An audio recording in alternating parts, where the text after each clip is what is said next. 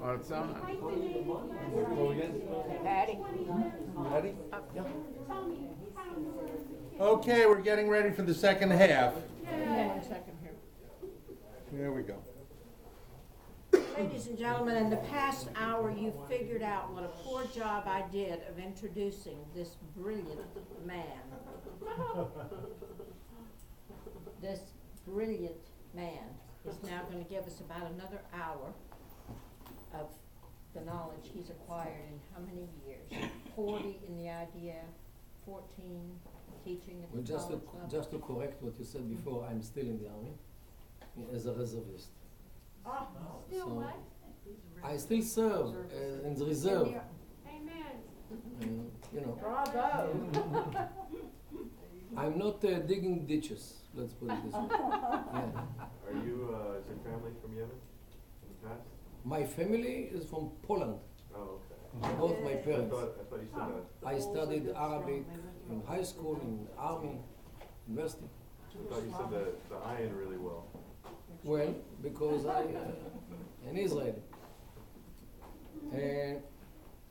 I would like to continue from the actually from the answer of for the question of Pastor Pfaff about the Sharia. In addition to what I already said, Sharia controls the actual life and actions of the Muslim. The Sharia has one part which is different from Judaism and definitely Christianity, is the way how Islam views the other and what are the consequences of this view to the other. In Judaism, the rule is live and let live.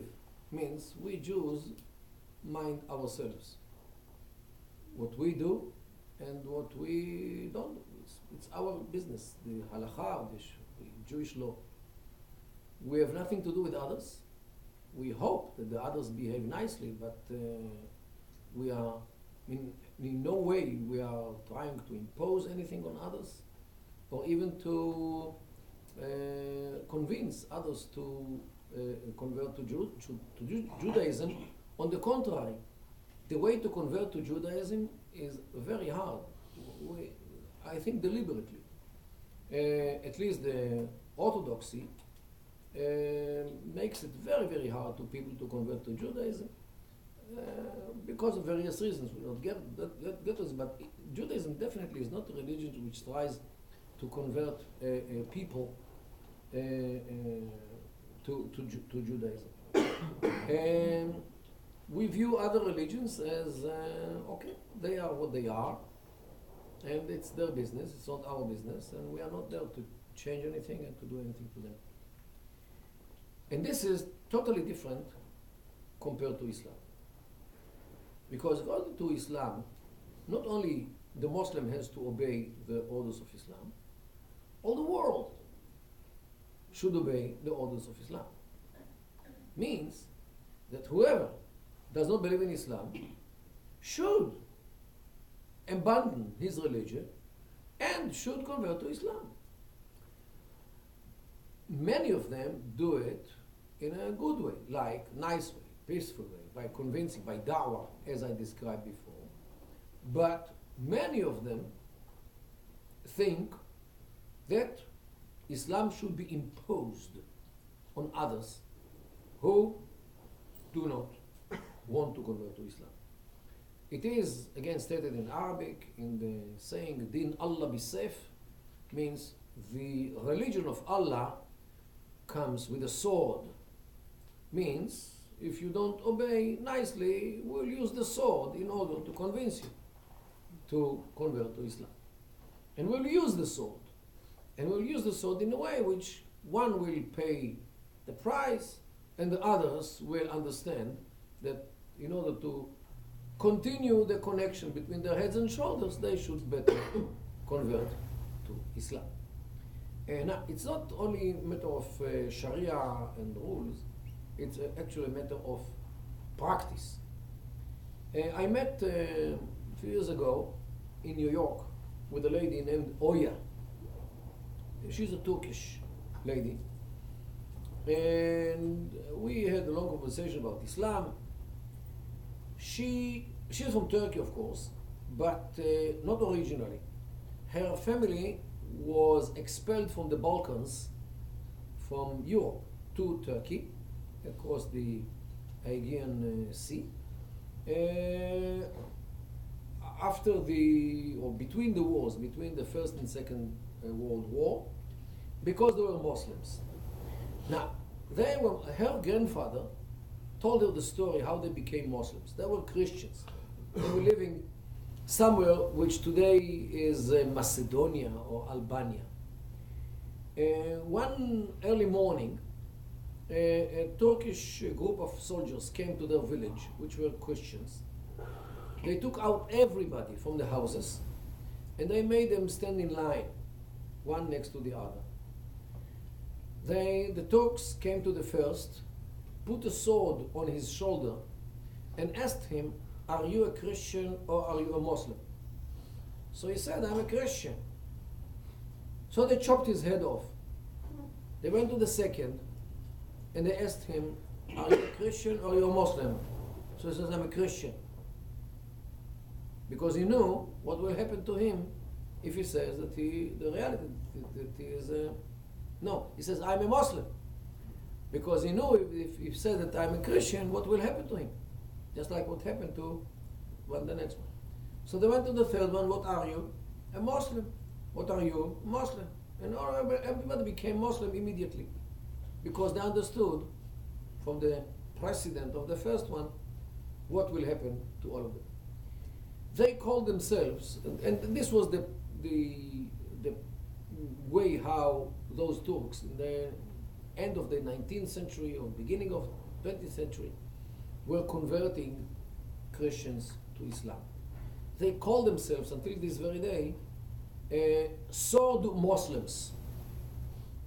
Means Muslims which were Islamized by the sword. She doesn't consider herself Muslim because she knew exactly how she was, or he, or her family was Islamized. But she is not a Christian as well because she doesn't know anything about Christianity, because since they declared that they are Muslims because of the sword, they had to divert their church to a mosque. They were not allowed to hold Christian books and Christian education. They couldn't eat pork or drink wine.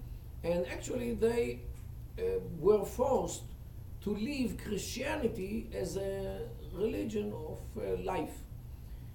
So she's not Christian, but Muslim definitely she doesn't want to be after the way she or her family was Islamized. So she considers herself as an atheist or somebody without any religion. And this is actually what characterizes many of those Turks today who or whose families were converted to Islam in such a way. This, by the way, is the reason how Mustafa Kemal Ataturk, the one who established the modern Turkey after the First World War, succeeded to implant the secularism into the Turkish society. Of course, it was also by force, but definitely there were sectors which agreed to the secularism which was imposed on the Turkish society. Let's say that he changed the script from Arabic script to European, the Latin script. He closed all the Sharia courts, and marriage and divorce until today in Turkey is within the civil courts and civil law. He closed all the madrasas, all the schools of Islam. He destroyed many mosques. Definitely he was anti-Islamic, and this was accepted by those in Turkey who were Islamized by the sword, like her family. So this is why it worked. at least for a while, and in the cities in Turkey. So this is how the Turks were converting people to Islam by the sword. They didn't invent it. Already, if I trace back the history of Islam, after Muhammad died, many tribes which joined Islam during his life left Islam because of the customs of the Arab Peninsula, when coalition remains only as long as the one who created the coalition is alive. Once he dies, the coalition dissolves, and if we have new coalition, it will also continue as long as the one who arranged the coalition will be alive. So when Muhammad died in the year of 632 CE, many tribes left Islam. So the first wars which the first caliphs waged, Abu Bakr and Umar, were against those tribes in order to force them to rejoin Islam. It's called the Hurub al-Ridda.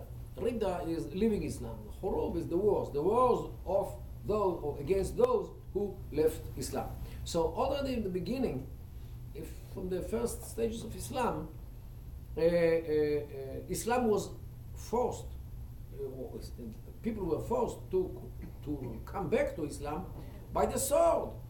And those who did not agree were slaughtered by the Muslims, those who didn't agree to come back to Islam. So those who, even today, slaughter people, wherever they are, in Syria, Iraq, ISIS, in Europe, wherever. By the way, a priest was slaughtered 2 days ago in France. So they actually follow the footsteps of the people who succeeded Muhammad immediately. Not only him, also Muhammad himself was slaughtering his enemies in the wars, and the well known is the story about the Jews of Medina, the Qurayza clan, who refused to convert to Islam, and they were slaughtered one by one, 800 people, men, in one day. When Muhammad was there, and Ali, his cousin, was slaughtering them, and Muhammad was there asking them, "Are you converted to Islam?" They say no. So they slaughtered them, and it came to a situation where one of the young men who was slaughtered was the fiancé of one of the girls, the daughter of the leader of the tribe, of the clan. So since he was slaughtered, Muhammad married her because she was without any fiancé. So he married her. She was like 14 years old, and he consummated the marriage immediately in his tent. Okay, so he already showed the Muslims how to behave to those who refused to convert to Islam. And they continued it after he died with those tribes which left Islam after he died. So since Muslims are obliged to follow the Prophet Muhammad step by step, because he was ma'soom, infallible, so since he was slaughtering people, they feel in every generation, in every place, and every time, since Islam is valid in every place and every time, one of the basic cornerstones of Islam, so they emulate the same way how he related to those who refused to accept the goodness of Islam in a good way.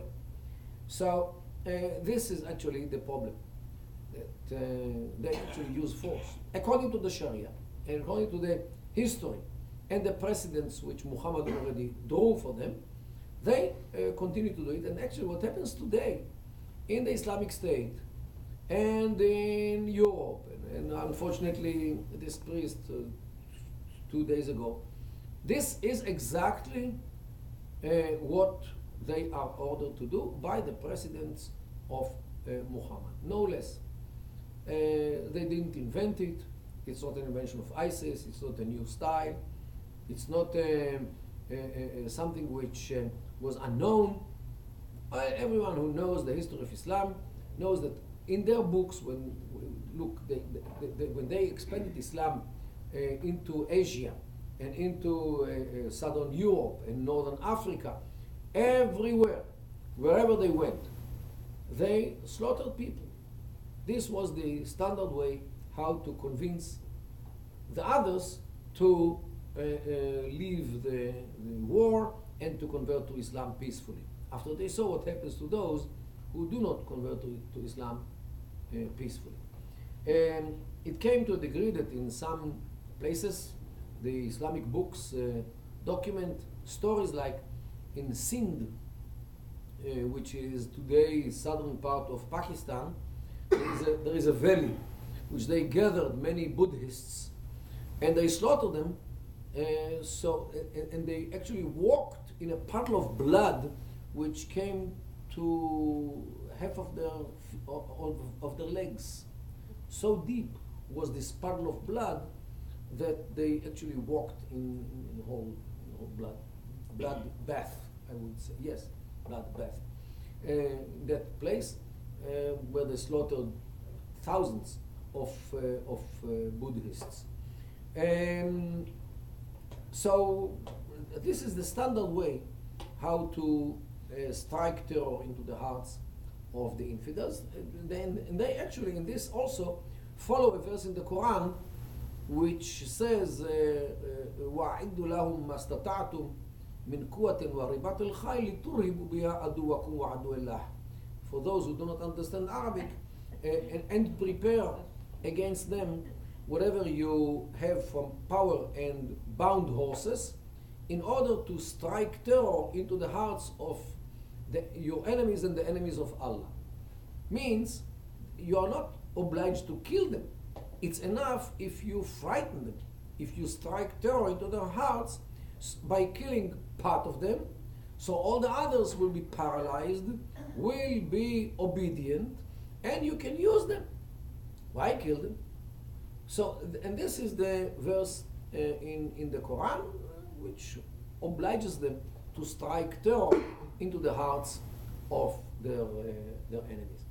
Now, this verse is very important.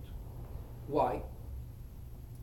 The modern manifestation of the political Islam or the radical Islam or radical Muslims is the organizations which are the derivatives of the Muslim Brotherhood. The Muslim Brotherhood is an organization which was founded in 1928 in Egypt by a guy named Hassan al-Banna, who opposed all kinds of ideas which infiltrated the Egyptian society under the rule of the British, who were ruling Egypt on those years. All kinds of ideas that Egypt should follow the pharaohs, Egypt should follow Europe, Egypt should become part of the Christian world because of the Christians in it. All kinds of ideas which were actually against Islam, which started to flourish in Egypt during the 1920s. So in 1928, when he saw all these trends, the new trends which infiltrate the social life or the public discourse of the Egyptians, he founded the Muslim Brotherhood in order to negate all those new trends which infiltrated the society, especially the freedom which women started to exercise by walking in the streets without a hair veil. And this actually started in 1923, when a lady named Safia Zarlul, the wife of Saad Zarlul, who later will be the Prime Minister of Egypt, started walking in the streets without a hair veil. And just if you compare a woman in 1923 in Egypt who walks around in Cairo without a hair veil is more or less like a woman who walks in Sarasota today totally naked. To compare. Okay, so this was totally unacceptable by Muslims. So he found the Muslim Brotherhood. Now, the Muslim Brotherhood is a very important organization to our discussion because this is the godmother of all these organizations today which are viewed as, let's say, terror organizations. Why do I think so? if you look, an organization, the idea or the ideology of organization is actually encapsulated into the logo. The logo of the organization. A logo is not something which is drawn arbitrarily. It's something which definitely resembles the ideas of the organization. Every peace organization has a dove on it. Okay? Because the dove resembles peace. The Muslim Brotherhood, this is the logo of the Muslim Brotherhood. Okay? Not only one sword, two swords. Okay? Now look at it. These swords are not straight. They have a curve. This is not good, because if you try to stab somebody with a curved sword, the sword will break or will go crooked. What do you do with such a sword? The action is vertical, by this. Okay? So this is actually a sword of beheading. In white it says Al-Ikhwan al-Muslimun, means the Muslim Brothers, or Muslim Brotherhood. Above is the book of the Quran. And in the lower part, in yellow, is one word, Wa'iddu in Arabic, which is and prepare. Prepare what? Breakfast? Lunch? This word appears in the Quran only one time. So evidently, they hint to that time, because this word appears only one time in the Quran. And the only time which this word appears in the Quran is in that verse. And prepare against them whatever you have from power and bound horses, in order to strike terror into the hearts of your enemies and the enemies of Allah. The verse in the Quran which obliges the Muslims to strike terror into the hearts of the enemies means the Muslim Brotherhood is an organization which implements the order to strike terror into the hearts of the infidels, as it states in the Quran, in the verse which starts with this word, which again appears only once in the Quran. So this is the only reference which can be done with this word. Now, if the Muslim Brotherhood was an organization which remains in the Arab or the Islamic world, people would say, okay, do